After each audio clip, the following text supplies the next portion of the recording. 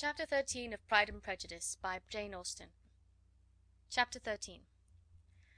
"I hope, my dear," said Mr. Bennet to his wife, as they were at breakfast the next morning, "that you have ordered a good dinner to day, because I have reason to expect an addition to our family party."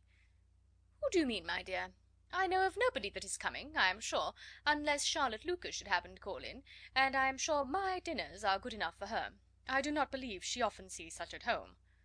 "The person of whom I speak is a gentleman and a stranger." Mrs. Bennet's eyes sparkled. "A gentleman and a stranger! It is Mr. Bingley, I am sure. Well, I am sure I shall be extremely glad to see Mr. Bingley. But, good Lord, how unlucky! There is not a bit of fish to be got to day. Lydia, my love, ring the bell. I must speak to Hill this moment." "It is not Mr. Bingley," said her husband. "It is a person whom I never saw in the whole course of my life." This roused a general astonishment, and he had the pleasure of being eagerly questioned by his wife and his 5 daughters at once. After amusing himself some time with their curiosity, he thus explained: "About a month ago I received this letter, and about a fortnight ago I answered it, for I thought it a cause of some delicacy, and requiring early attention. It is from my cousin Mr. Collins, who, when I am dead, may turn you all out of this house as soon as he pleases." "Oh, my dear," cried his wife, "I cannot bear to hear that mentioned. Pray do not talk of that odious man. I do think it is the hardest thing in the world that your estate should be entailed away from your own children. I am sure, if I had been you, I should have tried long ago to do something or other about it." Jane and Elizabeth tried to explain to her the nature of an entail.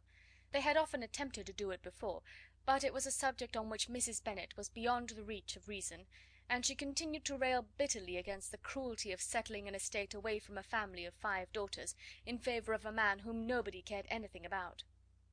"It certainly is a most iniquitous affair," said Mr. Bennet, "and nothing can clear Mr. Collins from the guilt of inheriting Longbourn.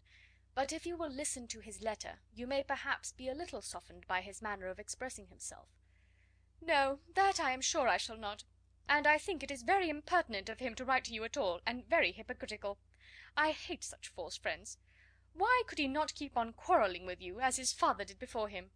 "Why, indeed? He does seem to have had some filial scruples on that head, as you will hear. Hunsford, near Westerham, Kent, 15th October. "Dear Sir, the disagreement subsisting between yourself and my late honoured father always gave me much uneasiness, and since I have had the misfortune to lose him, I have frequently wished to heal the breach, but for some time I was kept back by my own doubts, fearing lest it might seem disrespectful to his memory for me to be on good terms with any one with whom it had always pleased him to be at variance. There, Mrs. Bennet.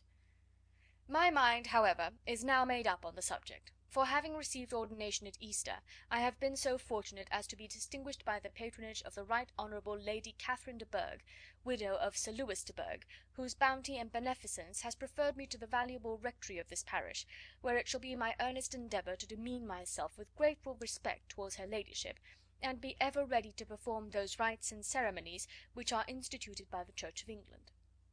As a clergyman, moreover, I feel it my duty to promote and establish the blessing of peace in all families within the reach of my influence, and on these grounds I flatter myself that my present overtures are highly recommendable, and that the circumstance of my being next in the entail of Longbourn estate will be kindly overlooked on your side, and not lead you to reject the offered olive branch. I cannot be otherwise than concerned at being the means of injuring your amiable daughters, and beg leave to apologize for it, as well as to assure you of my readiness to make them every possible amends, but of this hereafter. If you should have no objection to receive me into your house, I propose myself the satisfaction of waiting on you and your family, Monday, November 18th, by 4 o'clock, and shall probably trespass on your hospitality till the Saturday sennight following.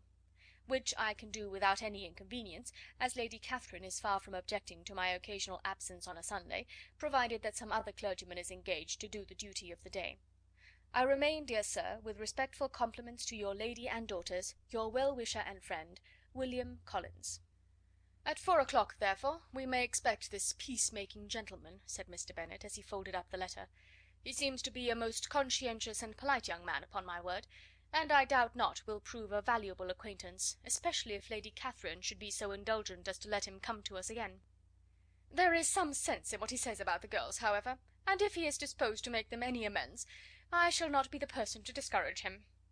"Though it is difficult," said Jane, "to guess in what way he can mean to make us the atonement he thinks our due, the wish is certainly to his credit." Elizabeth was chiefly struck by his extraordinary deference for Lady Catherine, and his kind intention of christening, marrying, and burying his parishioners whenever it were required. "He must be an oddity, I think," said she. "I cannot make him out. There is something very pompous in his style. And what can he mean by apologising for being next in the entail? We cannot suppose he would help it if he could. Could he be a sensible man, sir?" "No, my dear, I think not. I have great hopes of finding him quite the reverse. There is a mixture of servility and self-importance in his letter, which promises well. I am impatient to see him." "In point of composition," said Mary, "the letter does not seem defective. The idea of the olive branch perhaps is not wholly new, yet I think it is well expressed." To Catherine and Lydia neither the letter nor its writer were in any degree interesting. It was next to impossible that their cousin should come in a scarlet coat, and it was now some weeks since they had received pleasure from the society of a man in any other colour. As for their mother, Mr. Collins's letter had done away with much of her ill will, and she was preparing to see him with a degree of composure which astonished her husband and daughters. Mr. Collins was punctual to his time, and was received with great politeness by the whole family. Mr. Bennet, indeed, said little, but the ladies were ready enough to talk, and Mr. Collins seemed neither in need of encouragement nor inclined to be silent himself. He was a tall, heavy looking young man of 25. His air was grave and stately, and his manners were very formal. He had not been long seated before he complimented Mrs. Bennet on having so fine a family of daughters; said he had heard much of their beauty, but that in this instance fame had fallen short of the truth; and added that he did not doubt her seeing them all in due time disposed of in marriage. This gallantry was not much to the taste of some of his hearers, but Mrs. Bennet, who quarrelled with no compliments, answered most readily, "You are very kind, I am sure, and I wish with all my heart it may prove so, for else they will be destitute enough. Things are settled so oddly." "You allude, perhaps, to the entail of this estate?" "Ah, sir, I do indeed. It is a grievous affair to my poor girls, you must confess. Not that I mean to find fault with you, for such things I know are all chance in this world. There is no knowing how estates will go once they come to be entailed." "I am very sensible, madam, to the hardship of my fair cousins, and could say much on the subject, but that I am cautious of appearing forward and precipitate. But I can assure the young ladies that I come prepared to admire them. At present I will not say more, but perhaps when we are better acquainted—" He was interrupted by a summons to dinner, and the girls smiled on each other. They were not the only objects of Mr. Collins' admiration. The hall, the dining room, and all its furniture were examined and praised, and his commendation of everything would have touched Mrs. Bennet's heart, but for the mortifying supposition of his viewing it all as his own future property. The dinner, too, in its turn was highly admired, and he begged to know to which of his fair cousins the excellency of its cooking was owing. But he was set right there by Mrs. Bennet, who assured him with some asperity that they were very well able to keep a cook, and that her daughters had nothing to do in the kitchen. He begged pardon for having displeased her. In a softened tone she declared herself not at all offended, but he continued to apologise for about a quarter of an hour. Chapter 14.